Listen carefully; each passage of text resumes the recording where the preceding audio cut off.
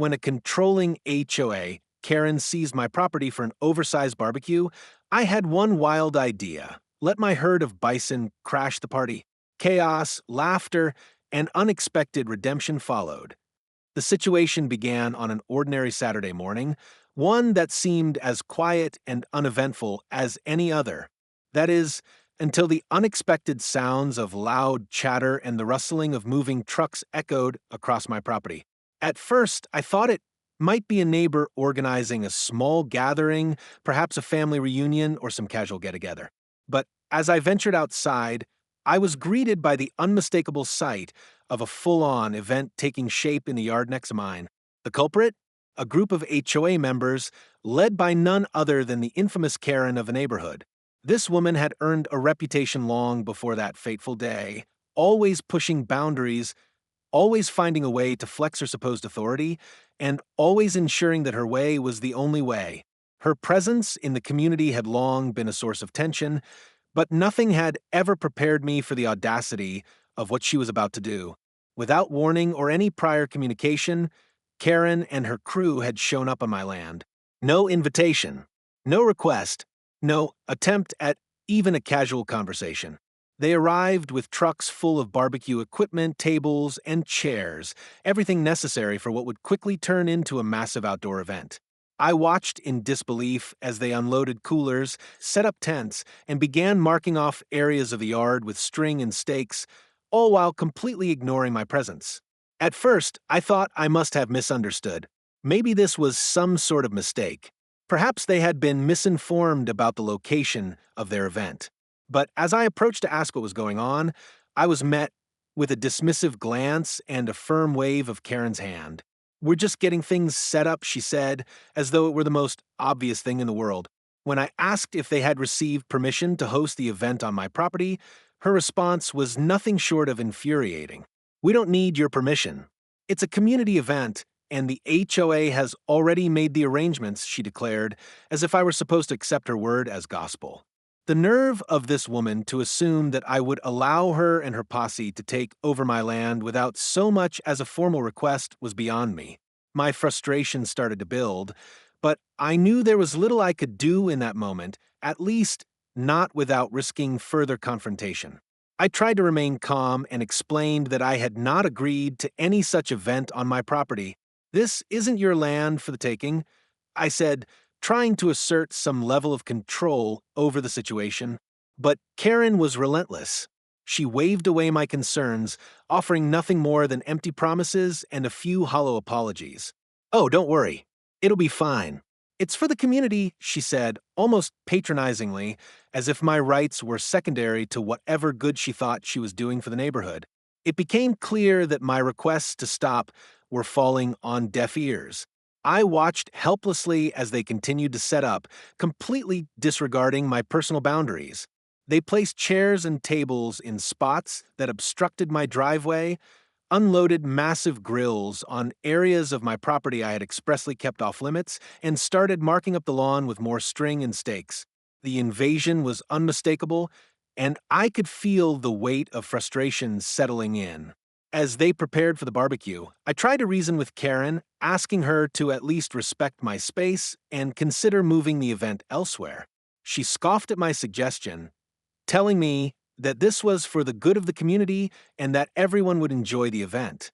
The idea that an entire neighborhood could benefit from an event that I had not consented to, an event that was being forced upon me, was enough to make my blood boil.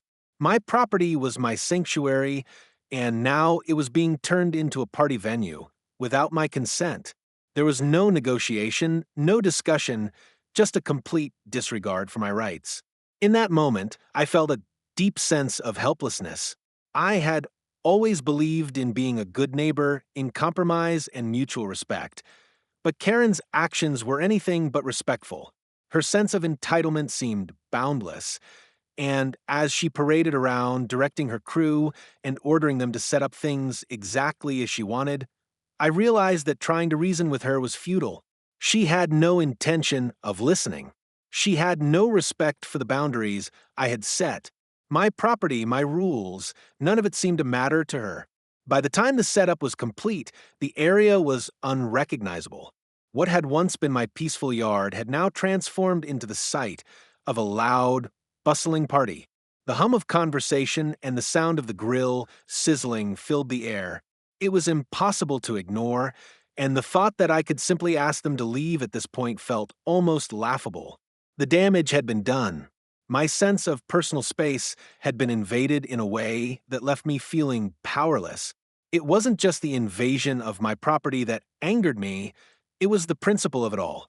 Karen had disregarded any sense of respect for me as a neighbor. She had assumed that her version of what was best for the community was all that mattered, and worse yet, she had done it with an air of entitlement, as though I had no say in what happened on my own land. The feeling of frustration swelled inside me as I stood there, watching them enjoy the fruits of their lawless conquest. I had been stripped of my agency in a place I should have felt safest, and all I could do was seethe in the background, helplessly waiting for the moment when I could finally take back control. As the HOA members continued setting up, an eerie peace settled over the scene. The cacophony of activity, the clattering of coolers, the screeching of tent poles being hammered into the ground, seemed almost surreal. In those moments, there was a quiet that lingered, a silence in my mind as I processed what was happening. It felt as though time had slowed, giving me the space to contemplate my next move. The sight of them confidently taking control of my property without a second thought was maddening. It was as though they were so sure of their position, assuming that I would simply accept their intrusion. The thought of confronting them felt impossible in that moment.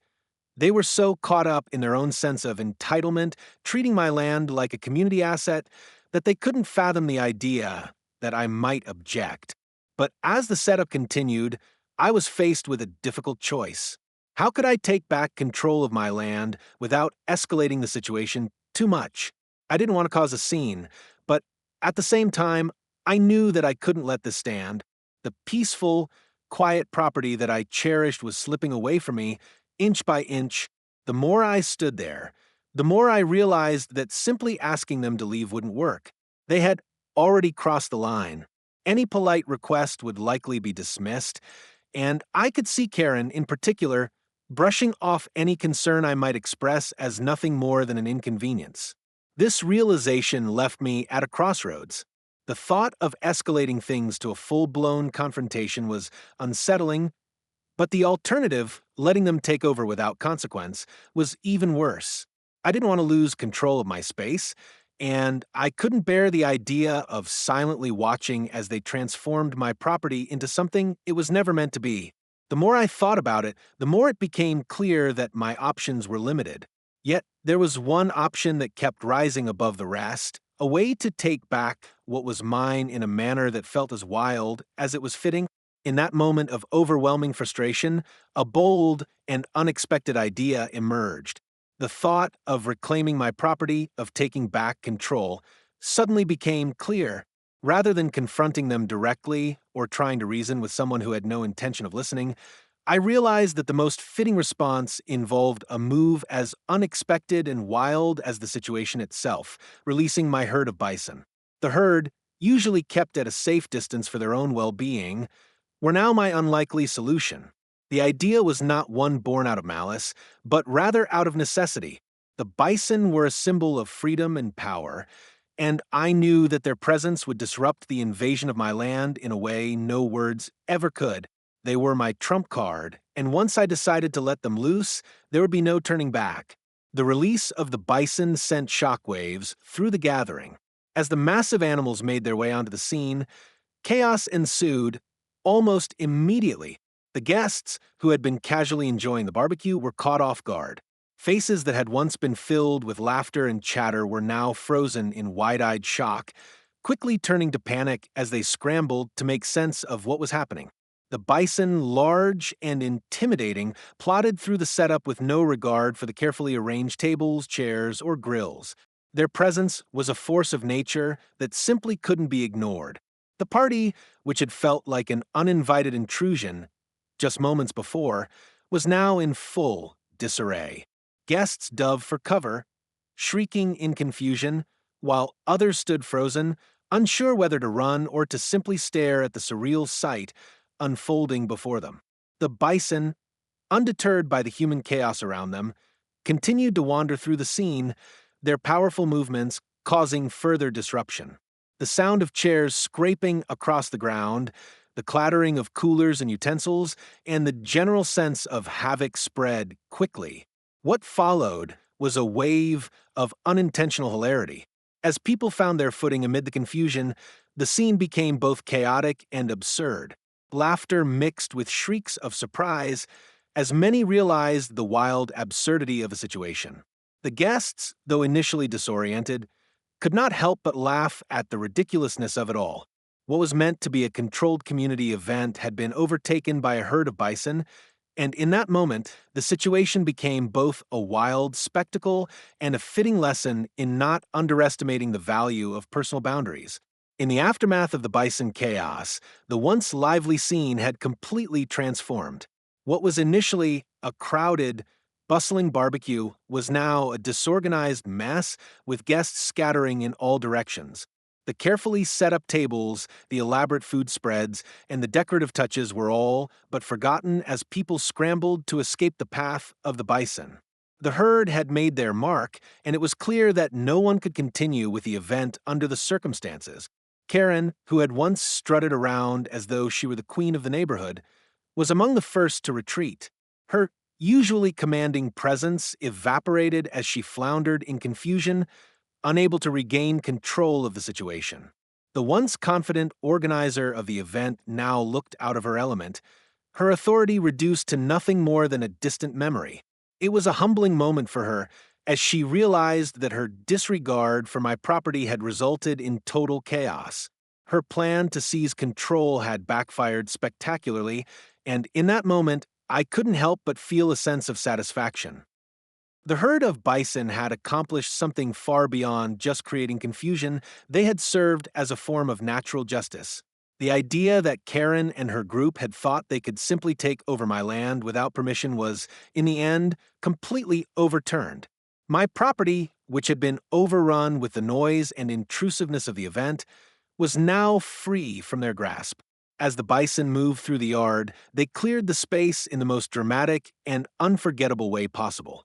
What had once been an invasion of my space became a reclaimed sanctuary, all thanks to the wild intervention. Watching the guests, including Karen, scramble to gather their belongings and retreat from my property felt oddly satisfying. There was no confrontation needed, no shouting, no arguing. Just the undeniable force of nature that reminded them all of the value of boundaries and respect. The laughter and disbelief among the departing guests was a bittersweet reminder of how easily their sense of entitlement had been shattered. In the end, the entire experience became a powerful lesson. Sometimes it's not about fighting fire with fire, but about using unexpected force to reclaim what's yours.